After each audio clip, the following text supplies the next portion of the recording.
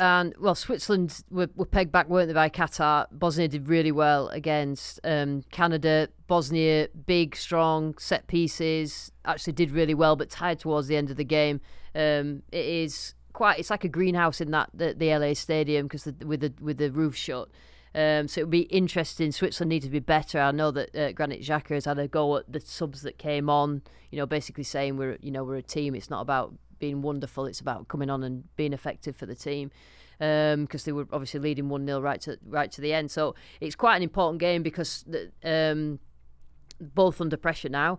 Switzerland in particular because of the favourites in this group. So I'm looking forward to it. My first game actually in a stadium. I've done 3 off tube, so I'm looking forward to it. Nick, you had a day off the other day. You're in Texas and you decided to go to the GOP convention. Now I know a lot of our listeners are full MAGA, so they'll be very interested to hear how that went. Yeah, how else would you spend your free time? It turned into almost a day and a half, very much not off. I arrived in Houston and went for a little walk just to acclimatise downtown, get the World Cup vibes, and walked past this big convention centre and realised it was the Texas Republican Party convention taking place at the same time as the start of the World Cup, and I thought, well, I'm sure if I walk in, they'll be very happy to give accreditation to a left-leaning newspaper and a football journalist from the UK who works for it. So I went up and, in fairness, Switzerland looked in control, but suddenly the pressure hit back. Bosnia showed real strength against Canada.